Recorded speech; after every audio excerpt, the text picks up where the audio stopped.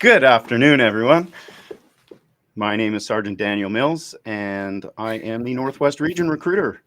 So welcome to the AMA this afternoon. With me today is Constable Caitlin Good. She's having trouble not laughing at me and my ridiculousness today. So like I said, my name is Dan Mills. I'm the Northwest Region Recruiter.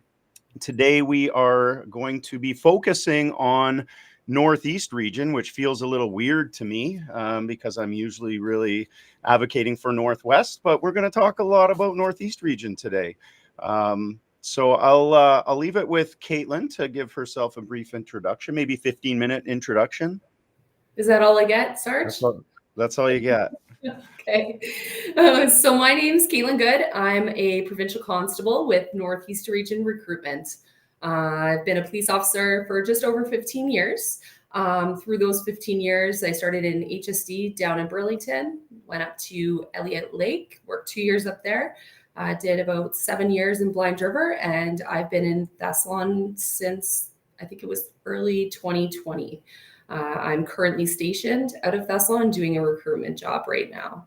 So I've in my 15 and a half years, I've been in 2 different regions, Northeast and HSD, and I've had the privilege to work at other detachments, such as going up to Kanchkum and doing one of our deployments up there in the Northwest region, as well as doing some takeovers of municipal police forces, such as Espanola and Sturgeon Falls in the Northeast region.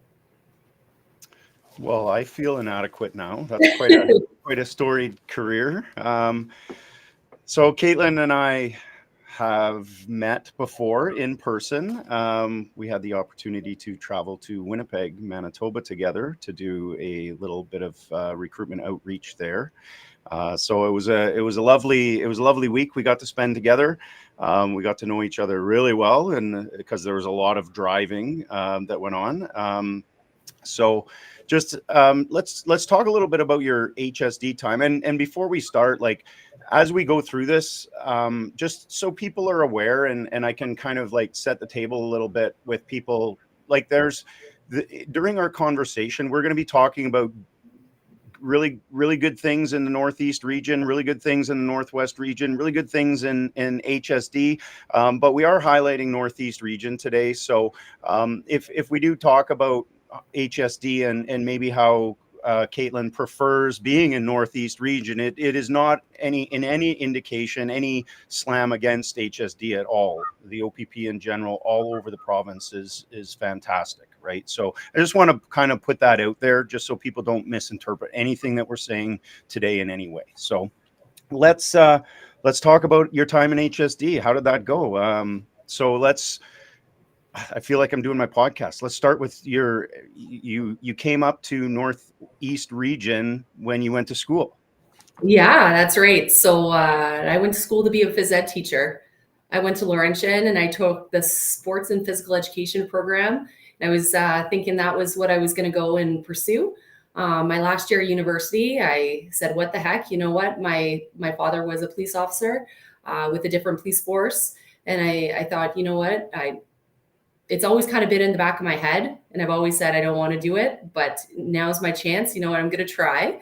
So I did all my testing, did an interview or submitted my application, did my interview, and I was successful in that. And I was put through in a class that went through the Provincial Police Academy in December.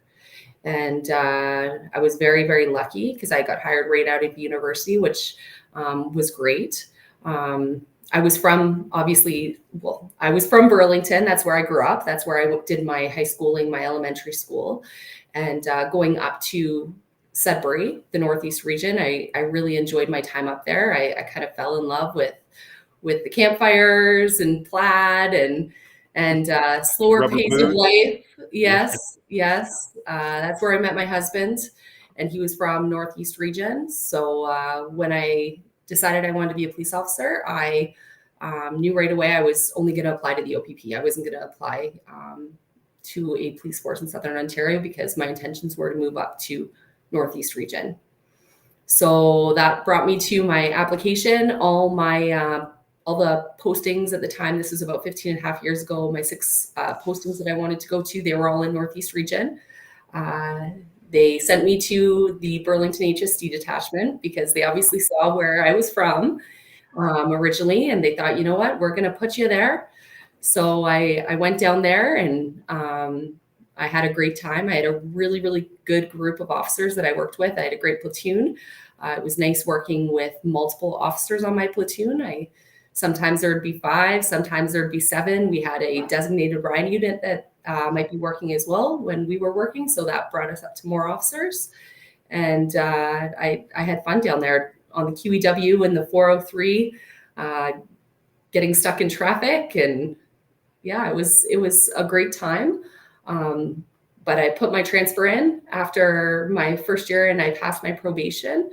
And that brought me to the Northeast region where I wanted to police from the beginning. So I can't even, it's just like I'm so unfamiliar with what it would be like to be a police officer on those major 400 series highways. Like, again, I'm a Northwest guy, been here my whole, like, I mean, 2-lane highway, easy to stop, turn around, chase a car, right? That's speeding. Like, how do you do that in like multi lanes, right? Like there's so many different ways to do our job in this province, and everybody, like, and it depends on where you are, and you'll learn all that with the OPP. And how was the transition from HSD to Northeast? It was different. It was 100% different policing. I went from doing calls that were like collisions, and I'd never see that person ever again. Really, I wouldn't run into that person because most people commute down south. I wasn't knocking on doors of houses because I was strictly on the highway. So when I did transfer up to Elliott Lake, that was my first Northeast region detachment that I policed at. I almost needed a coach officer, I felt like, because it was a totally different job. I never knocked on doors. I really hadn't done much follow-up, and things are done at done differently at different detachments, let alone different regions within the OPP. So it was a big learning curve. It was great. Elliott Lake was an awesome place to learn. I totally suggest, if you're thinking about coming to Northeast, that's a great place for a first posting. It's a busy spot. You get a little bit of everything. You've got Highway 108 running through town, so you can do some highway stuff there. In town, you're dealing with everything. So you've got a population, I think it's at around 11,000. Don't hold me to that number, but somewhere around there. So there is a large population in that community, and it's just north of Highway 17 in between Sudbury and Sault Ste. Marie. And a lot of the people, the one thing I really enjoyed about that community is you go to a call and you ask the person where they moved from, because they're talking about how they came up from Southern Ontario. And the amount of people that I met from the Greater Toronto area that reside up there, that have retired up there, is ridiculous. There aren't a lot of people that are still living there that were from there. So it's crazy how retirement living has brought in all these people into the community, and you can build some good rapport with those people. And we had a great time up there. So how long were you in Elliott Lake before you made the move to Thessalon? So I was in Elliott Lake. I worked on the road for a year. Throughout that time, I was on a mat leave too. So right. After that 1 year, so I did a year of mat leave and a year on the road there. Awesome. Yeah. And now you're in Thessalon. Yeah. So I was 7 years in Blind River after Elliott Lake. And that was also, the thing about Northeast region, I don't know if Northwest region has the same thing, but we have clusters. So the one that I'm in right now, it's called East Algoma. There's 3 detachments. There's Elliott Lake, Blind River, and Thessalon. When I first moved up, it was Elliott Lake that I policed in, and then I transferred after 2 years to Blind River.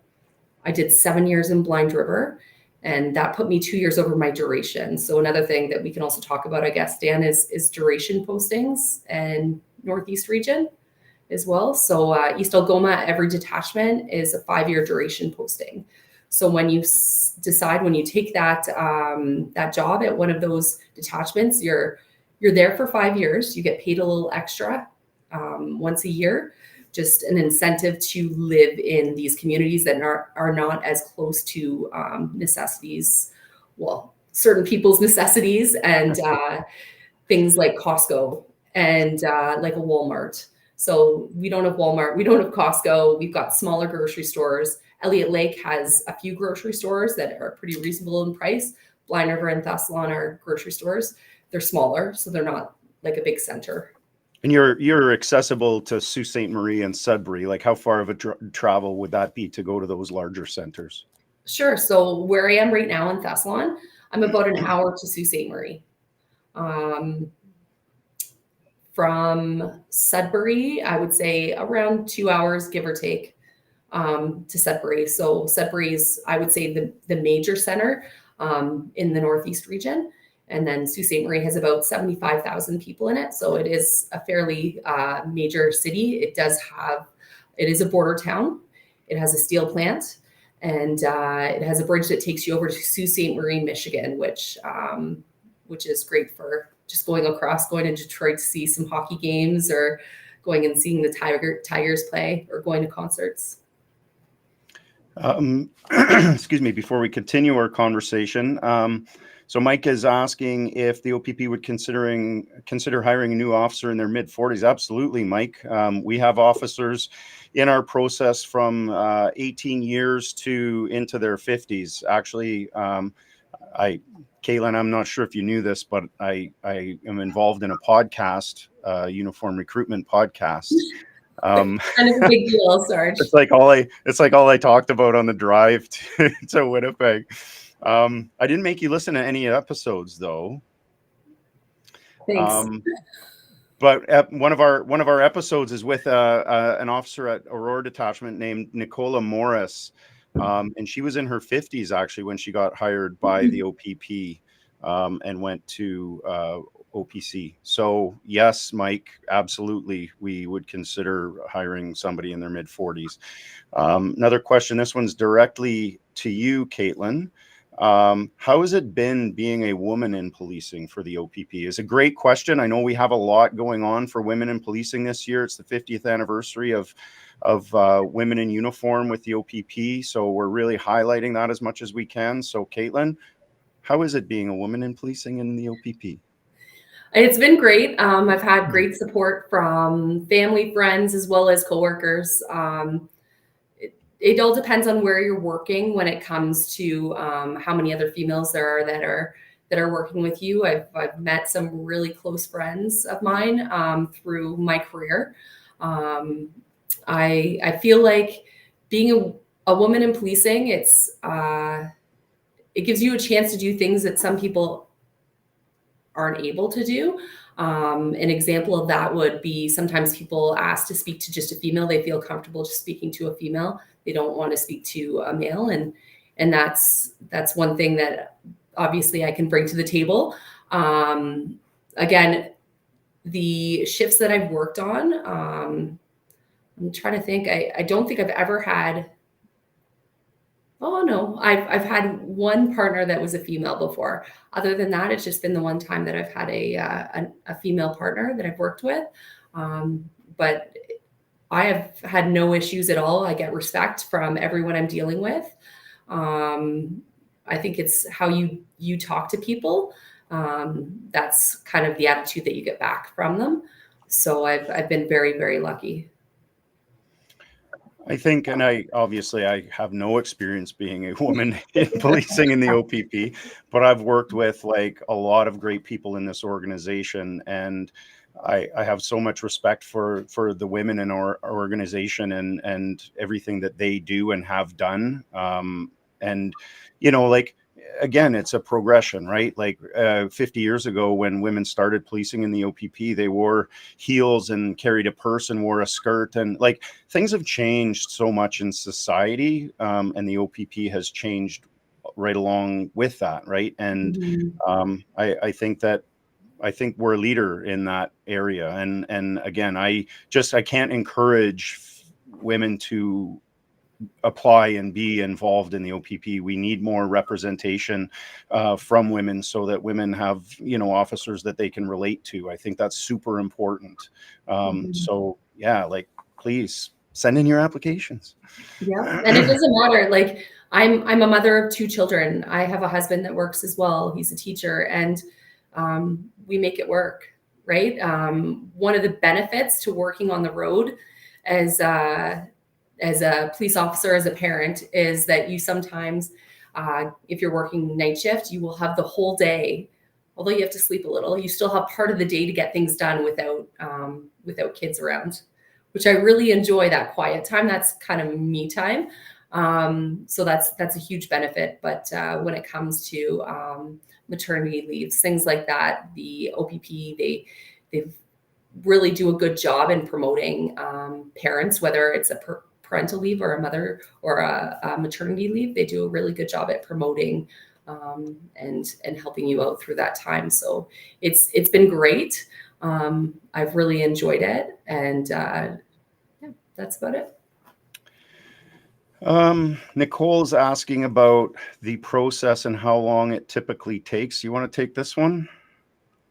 Yeah, so from application to like a acceptance of an offer, I think on average we say like what 3 to 6 months, Sarge, around there, give or take. It depends on when it is. If we're trying to fill classes, we're hiring over it's over 100. We have over 100 seats at the Ontario Police College for each class, and there are now 4 classes a year.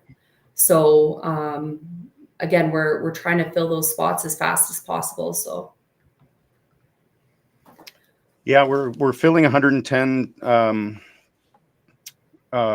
classes, 110 spots per class. So and 4 times a year, so 440 regular recruits as we go. And I'm looking for the document. Remember the document that we had, Caitlin, for when we were in Winnipeg with the class yeah, dates?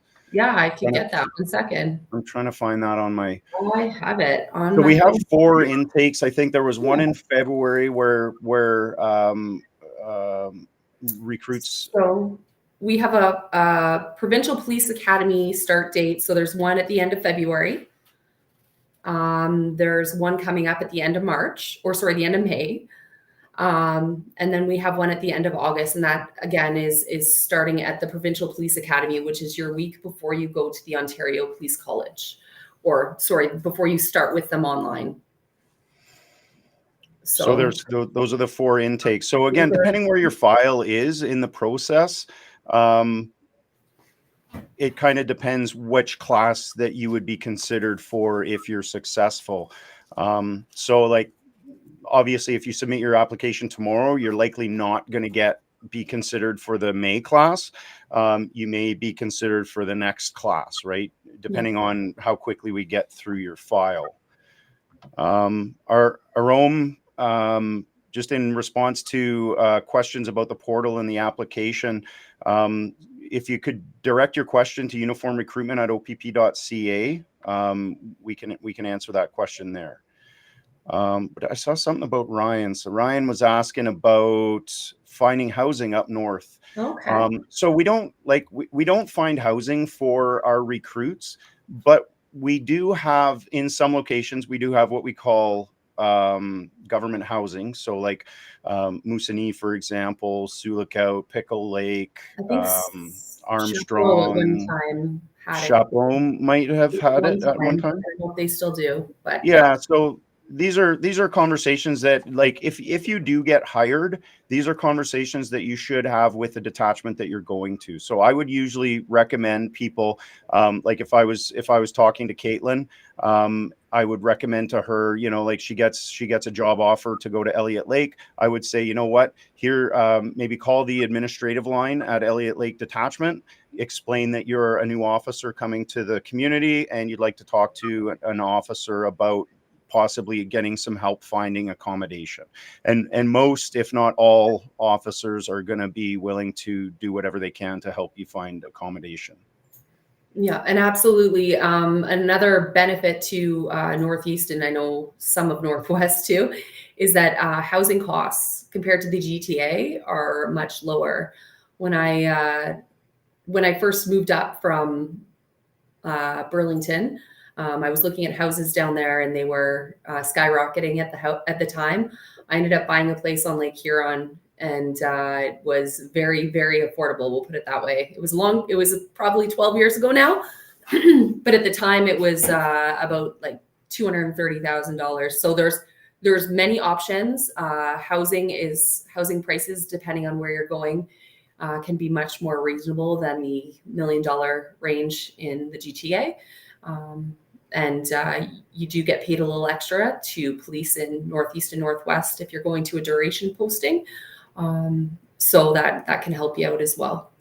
Do you see any other ones there, Dan? Any other questions at this time?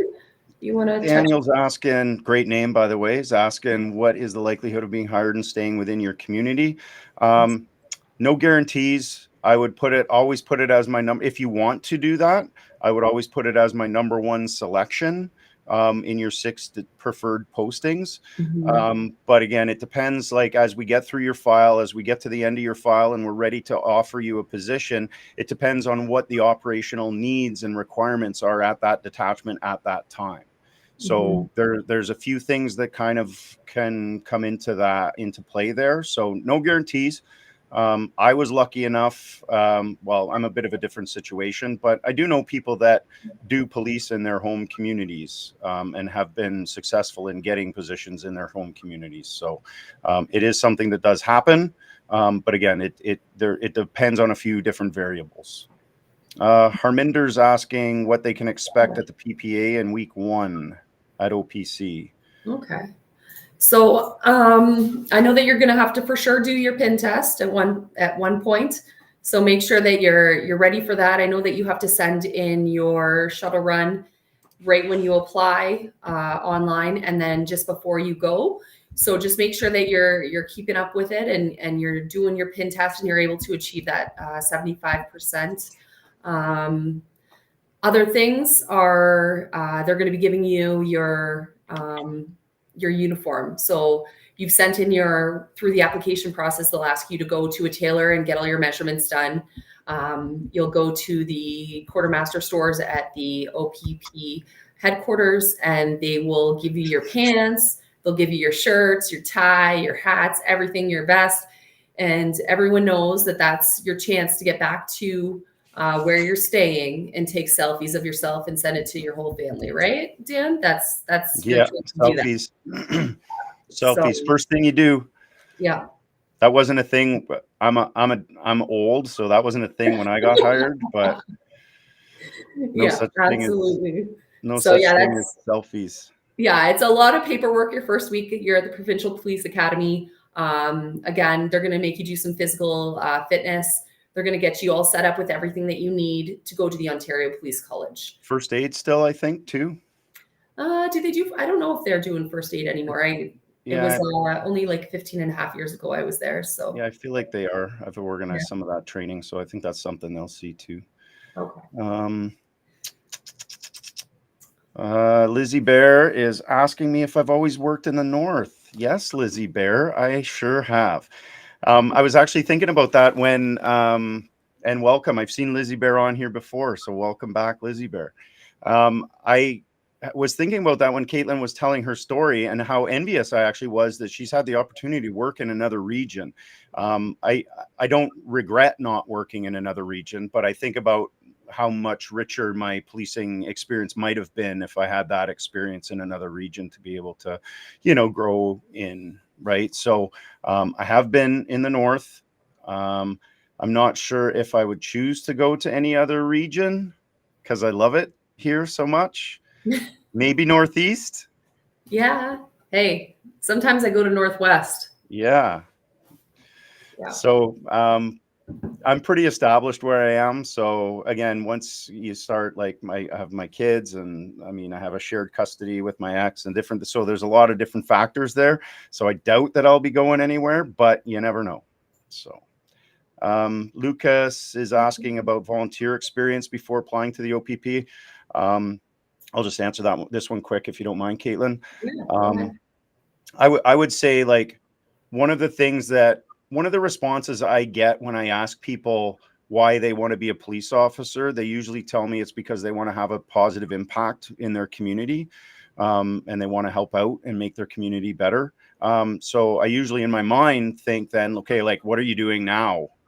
Why are you waiting to be a police officer to do that when there's so many different ways that you can do that right now without being a police officer? So if it's that important to you, then you should be doing something. So there's no minimum requirement per se, but any volunteer experience or any volunteer time that you do have definitely will strengthen your application, if that makes sense, hopefully. Good evening from Greece. Wow. What time is it in Greece? I don't even know. Is it the middle of the night or in the morning? I don't even know. That's awesome. We're international, Dan. We are, I guess. So So you see that one about the 18-year-old looking at getting into the OPP, William? yeah, He's posted this. give He wants to know William some advice. Yeah, he wants to know what courses could help him out and help him get in. Hey, William, I don't know. I'm assuming that you've just graduated high school. If you're 18, what we want to see is that you want to continue your learning. So, of course, minimums with the OPP is that you've graduated high school, you've got your diploma there. So anything on top of that is a plus. There's so many options. It doesn't have to be police foundations. It could be anything. You can continue your learning, doing some coaching courses, or doing, there's police network courses. There's courses on the OPP website that you can do too. Some challenges that they've offered would be the bridge, and is it inclusivity? Is that what the other one is? Inclusions Insights. Insights. Okay. So there's things that the OPP has. Again, you don't have to take university or college, but we do want to see that you're dedicated to learning, you're willing to learn, and we will be looking at your marks from high school as well. So make sure that you are on top of things, and if you do choose to do something after high school, that you really enjoy it, so that you do well at it, so that when we look at your marks, you've done a good job and you have higher marks in those courses. Because we want to make sure that you can pass the Ontario Police College. And it's a lot of learning that's filled amongst 3 months, and it's all condensed. And if you don't have a background knowledge in policing, it can be overwhelming and a lot. I know when I came in, again, I had a phys ed background. I could run, I could do push-ups. Tell me to go run 10K, no problem. But I didn't know the difference. It's sad saying this, but I didn't know the difference between the criminal code and the Highway Traffic Act, really, because I didn't have that knowledge. And so it was a big learning curve for me, but everything is taught to you when you're at the police college, when you're at the Provincial Police Academy. They're great. They support you. They want you to succeed. There's a reason why they chose you. There's a reason why you were hired, and they will do anything to see you succeed in those, especially educationally. Okay, so I'm just going to top that up just by saying Caitlin's exactly right in everything, and I will build on that and even go beyond it, saying that like she said, we don't need the police foundations necessarily, and whatever, like we hire accountants, we hire phys ed people. I'm a paramedic, right? Like we hire people with a variety of different educational backgrounds, and it's the learning that's important, right?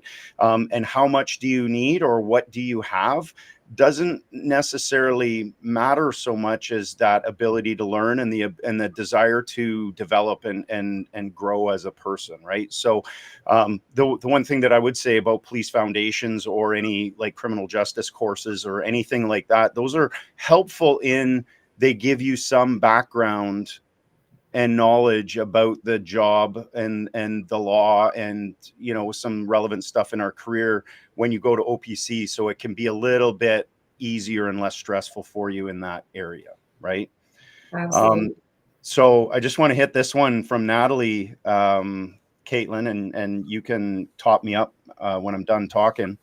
Considering Northern Detachment after submitting my application, how is it in the North regarding childcare, high school, healthcare, and how diverse are detachments being a Black family? So great question. And this is part of, like, I think, from my perspective in Northeast, and I'm sure it's probably similar for you in Northwest, and probably similar for you in Northeast, Caitlin, is you don't know what you don't know. And a lot of people from Southern Ontario or different areas of the country if they've never been to the Northeast region, Northwest region, they don't know what to expect. They don't know. Sometimes they think it's all tumbleweeds and snowbanks, right? Like they don't know what to expect, right? And Yeah. sometimes they think about these small communities that we have in our regions, and they don't know what they have to offer, right? So this is a great question to cover that. There is usually, you can find childcare. Sometimes, again, smaller communities, it might be a little bit more difficult and it's a little bit more consideration. You might have to be a little bit patient with getting a spot in a childcare, but that's no different than actually in Thunder Bay, which is the largest center in Northwest region. Like there's our daycares, just we constantly have these waiting lists that you're waiting on in a lot of cases at our daycares or childcares. All of our communities have high schools. All of our communities have healthcare. Even our fly-in communities up north, if they don't have a hospital, they have a nursing station that has most of the stuff that hospitals would be able to offer. Now, for specialty stuff, obviously, you're going to have to come to a central location. So either Kenora, Dryden, Thunder Bay, the larger centers in our community, and I'm sure it's probably similar in Northeast, the Sioux, North Bay, Sudbury. Definitely. Yeah, would be the larger communities there. Absolutely. And jobs for spouses is another question that I get often about working in the North. Yeah, I take a job with the OPP, but what's my partner going to do? What's my spouse going to do? Right? There's lots of, like, our schools are always looking for teachers. Our hospitals and healthcare facilities are always looking for healthcare professionals. Right? There's always usually jobs that partners or spouses can get in the communities that our officers are working in. And as far as like diversity at our detachments, I think in the North, it's been a slower shift to having like more fulsome, diverse communities within our detachment membership. But I think I would say even in the last 4 years, I've seen a huge change in our detachments in our region, especially as far as the diversity and kind of like more representation from more different cultures within those detachment areas. So I don't know if you want to speak to Northeast on that. Yeah, for sure. So I think that, like you said, just touching on the diversity within the detachments and the communities as a whole, right? With the housing prices in, let's say, like the Ottawa region, the GTA, with the booming housing prices, you can afford to move to the Northeast and get yourself a home right away, that would have enough rooms for all your kids, and it would be a reasonable price.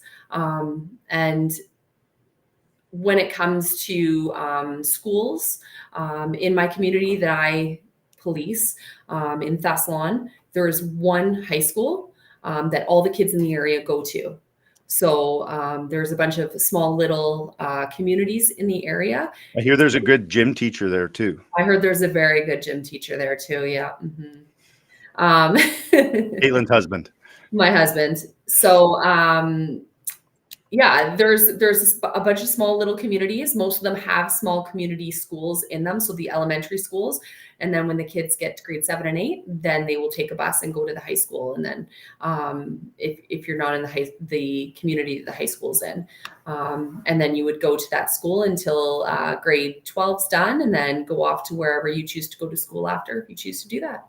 So I think that that Northeast region, again, hospitals, doctors are hard to come by anywhere. Like cities are very challenging to get a doctor, as well as smaller communities. The community that I live in, it's got a population of around 600 people that reside in it. I came from a community with a lot larger population, Burlington, Ontario. So that was kind of a culture shock.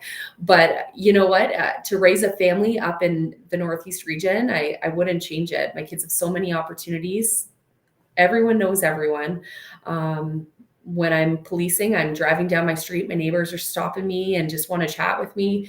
And there's just a big sense of community up here compared to in Southern Ontario, where it's a rat's race. And they're just, you might see them once on the highway and you'll never see them again. So it's just very different. And I think, like, to build on Caitlin's comments there, again, all of these things, I think that, like Caitlin is highlighting about Northeast region, I think that these are all reasons why our communities are becoming more and more diverse, because people are recognizing these things, and like especially kind of like, you know, even the housing stuff. I don't know how people do it in the GTA. I don't know how they can manage, you know, a mortgage in the GTA myself, but that's just me. But yeah, I think that just kind of like really encourages people from all diverse cultures to explore different opportunities in different areas of the province. So, which is wonderful. I think it's fantastic. Mm-hmm. Do you see this about the cruiser Mike has? So I guess it depends on which detachment that you're at. So the question he has is, do you get assigned a cruiser or do you get to pick one? It depends on, I guess, seniority, we'll say sometimes, and it depends on your detachment that you're working out of. I know some people have specific ones they like to drive, and when they're working, that's the one they drive. But it just depends. Sometimes we get new cruisers. We just got I think it was like an F-150 up here in Blind River.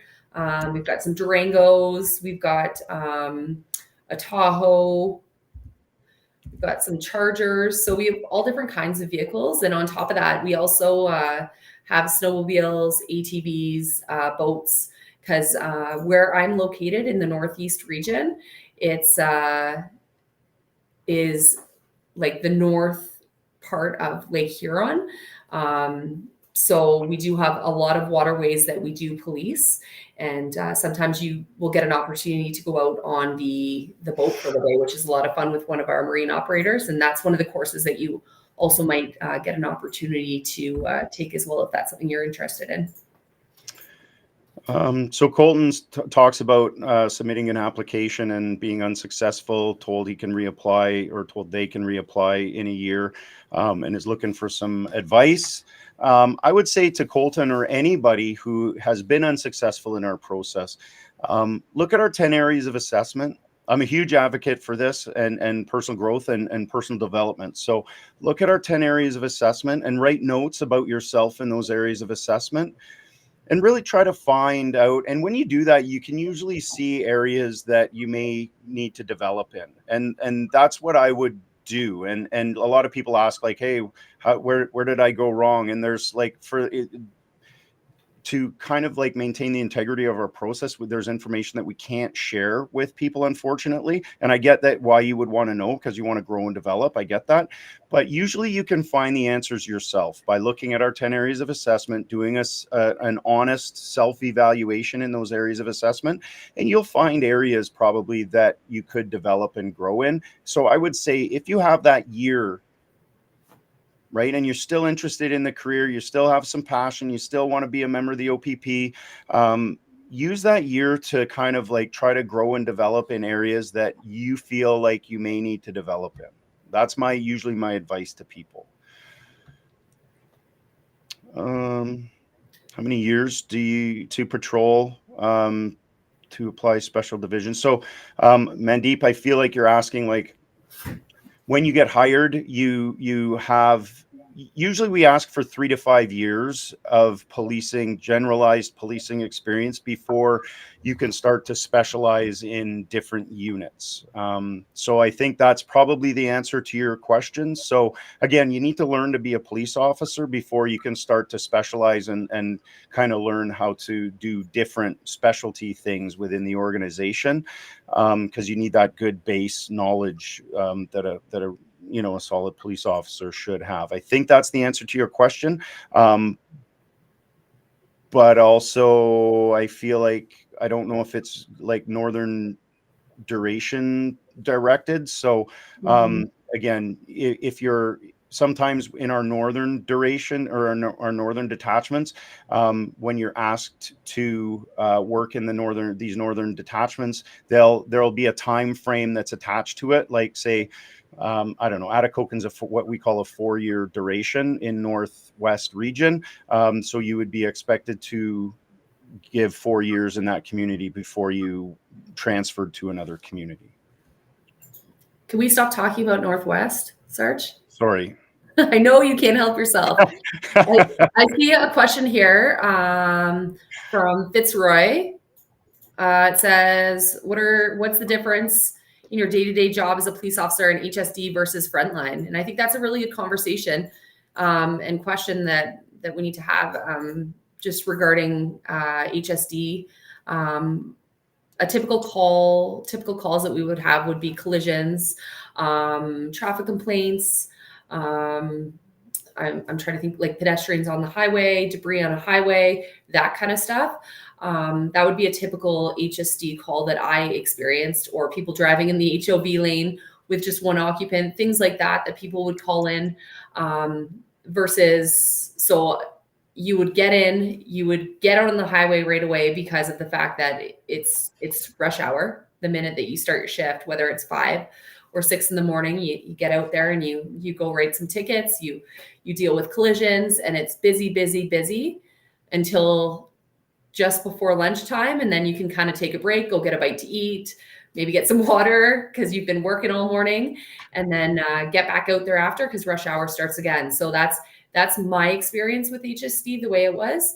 And then also working with other police forces. So we were very lucky. We had Halton Regional Police, Hamilton Police. So we did have 2 police services that were kind of around us that did help us if we had calls that say we're on an on-ramp, off-ramp. That was great. Just working with other police services. And Frontline, we'll go with, I see that you've spoken about Rockwood, Fergus. So I'm thinking you're talking about the Wellington area. Great area for sure. That area was just north of where I policed when I was in Burlington. So we went up Highway 6 North and up to almost those bordering areas.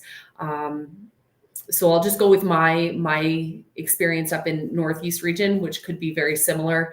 Calls for service would be domestic disputes, neighbor disputes. That's a huge thing. I find that in the Northeast region, that's a lot of people call police because they're having neighbor disputes, and that's something that we will deal with on a day-to-day basis. Calls from the schools, issues going on at the schools. And obviously more serious crimes.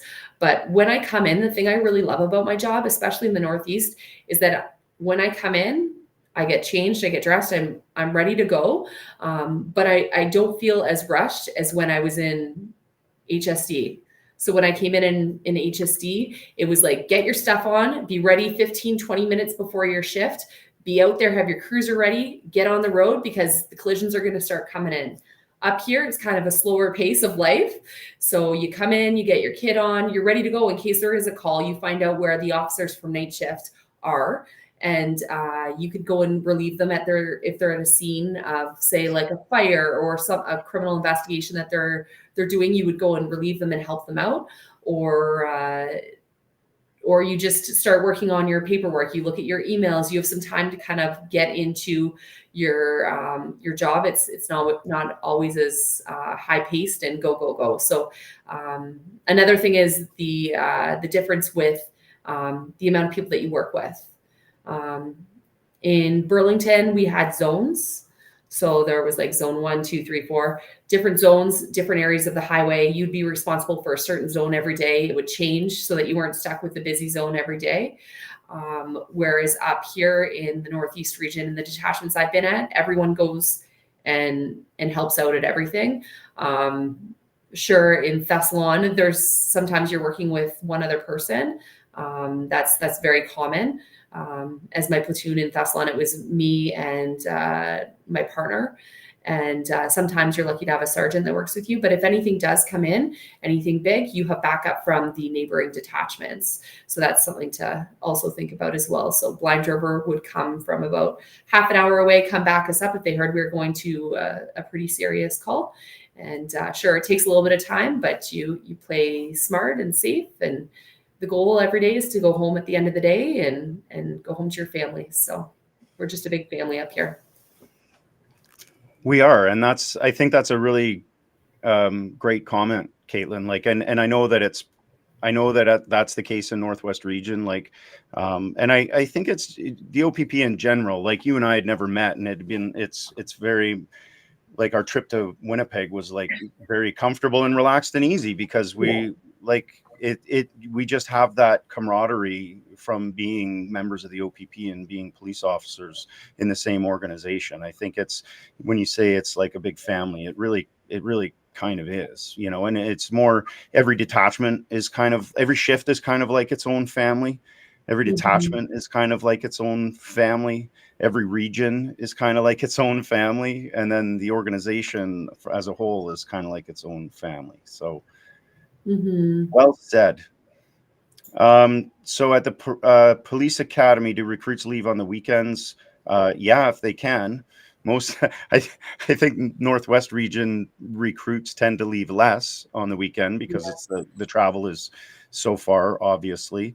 But we have to talk about also, if you do choose to leave, my understanding is that the OPP helps you in covering, or if you choose to stay, the OPP will help covering the cost for food when you're there. So the OPP will pay for your meals on the weekend if you do choose to stay, because the cafeteria at the Ontario Police College, at least when I went, was not open on the weekends to serve food. So you were expected, you had to go into town and go get food if you wanted something to eat for breakfast, lunch, and dinner. But the OPP does pay you back for that.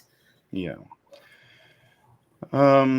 Somebody had an auxiliary question. Zach's asking if interviews are the same for the auxiliary program compared to our regular recruits. They are not the same, but they are similar.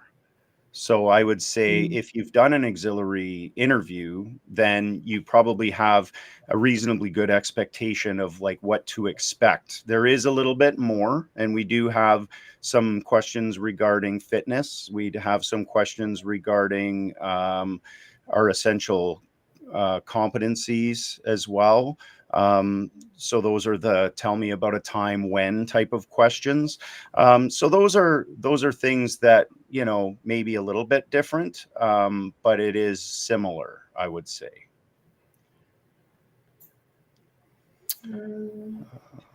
Somebody else was asking about Mateus. Sorry if I butchered your name. Was also asking about the PBQ and the LFI and the tell me about a time questions. So, yeah, I can't give you all the answers, unfortunately, but there may be a few that you might see. Awesome. I see Natalie. I don't know if you saw that other post that she made about thinking about coming up to the Northeast or Northwest from Toronto. And just to let you know, Natalie, when I was growing up, I thought the Holland Marsh was Northern Ontario. So it wasn't until I went to school in Sudbury, or a girlfriend of mine went to Laurentian University, and I said, "Oh, Sudbury, where's that?" That I realized there's actually like a backside to the map, and that's kind of the start of the Northeast region. So you know what, time frame Northeast region to get from the, we'll say Sudbury to Toronto area, like you're looking at 4 hours around there, give or take, depending on where in Toronto you're going. So you are a day trip away. Like you're not very far. If you really want to go to Vaughan Mills for the weekend, you could probably do it in a day. We'll put it that way if you're in the Sudbury area. So it's, with COVID, everything's kind of changed, work from home and Amazon and everything being purchased online. Everything's accessible in the Northeast region. And like I said, it's a big family. Everyone knows everyone. We all look out for each other. Well, most of us in the communities look out for each other, and I love it. I wouldn't change it. I still think about my days in Burlington, and I had a great time. But I'm very happy that I've had this experience and I've been able to come up to the Northeast region for sure. Okay, I'm gonna answer two quick ones here, and then I'll give you one, and then we'll wrap it up, if that's Awesome. okay. So Kevin's asking about the initial training, and how that works with duration years, and so when you report to your detachment, that's when your duration starts. So after your initial training, once you report to your detachment, you're going to be working with a coach officer for a year, and then you're going to progress up through the constable ranks. But once you report and are assigned your coach officer, and you start working at your detachment, that's when you're going to start that your duration calendar is going to start.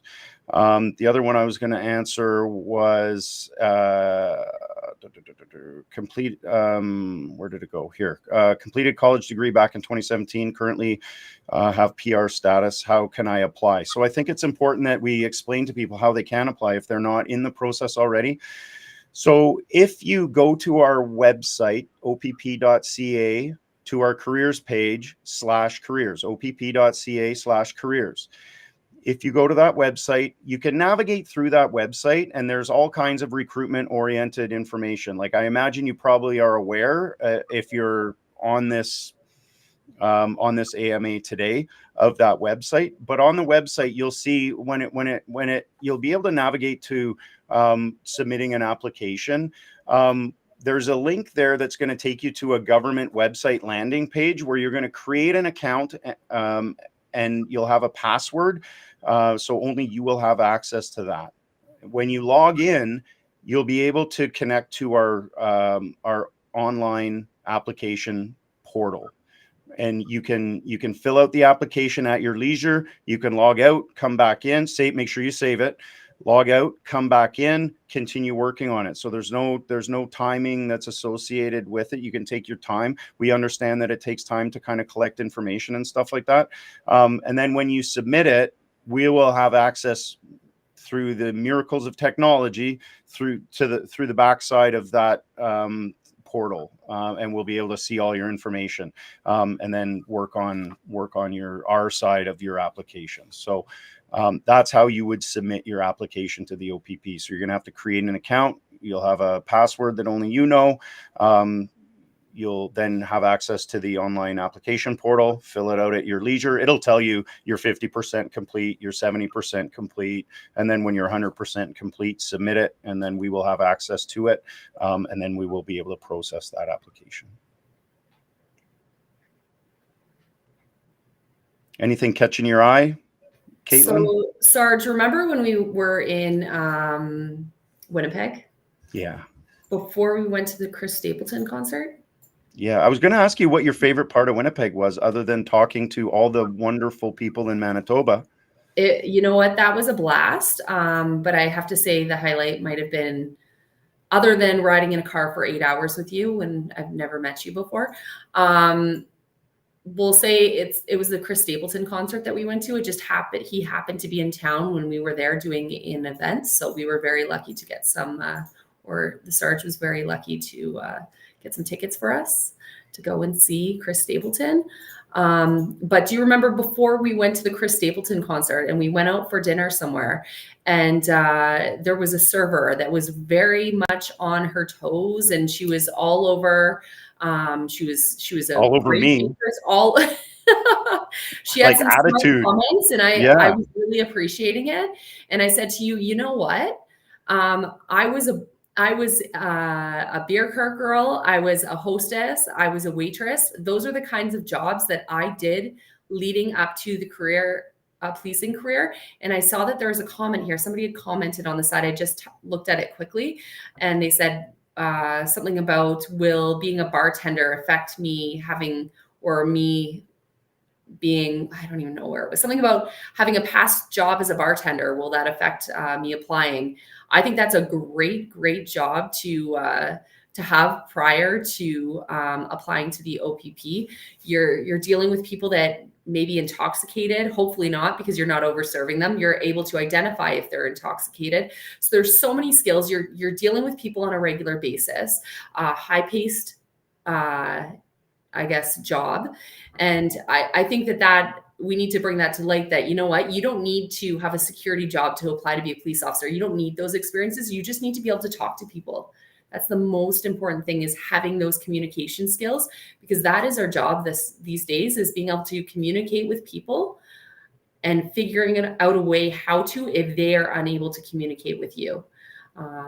Whether it's maybe sometimes it's they don't speak your language, figuring out a way to communicate with them effectively, and people in high stress situations too. So I think that's just one thing I had to mention that I thought about, was our bartender friend or our She waitress. was lovely. She was, yeah. She was great. So if she's on here, thank you. She gave me a lot of attitude, which was, I appreciated. I thought it was like, it was friendly attitude. So it was really great. And to build on what Caitlin was just saying, like, we talk about transferable skills, we talk about special skills, and a lot of people don't give themselves enough credit for the special skills that they do have. And I would say anyone in the service industry has a lot of special skills and a lot of transferable skills in, like Caitlin said, like communication, right? You're developing that every day. Mitigating uncomfortable situations, de-escalation, again, identifying intoxication, different things like that, and even dealing with people with mental illness a lot of times in some of these service industry types of jobs. You're exposed to that type of stuff, so absolutely a benefit. So don't sell yourself short on the different things that you've done or experiences that you've had in your life, because I guarantee you they've given you something that you can apply to a career with the OPP in Northeast region. And maybe Northwest. Northeast. All right, so we're going to wrap it up. This is the part I hate the most, just because I love all the questions. They're great, and I wish we had time to get to every question. So again, I apologize from the bottom of my heart if we didn't actually get to your question. I do apologize, but keep popping on to these sessions and keep asking those questions, and somebody will answer them. Caitlin, thanks again for joining me. No it's been problem. Great. Yes, it was nice seeing you again. And hey, Lisa, I like your comment. Chris Stapleton is awesome. Chris Stapleton is awesome. With that, thanks everybody for your time. Appreciate your interest in the OPP. Take care, and let's get those applications in.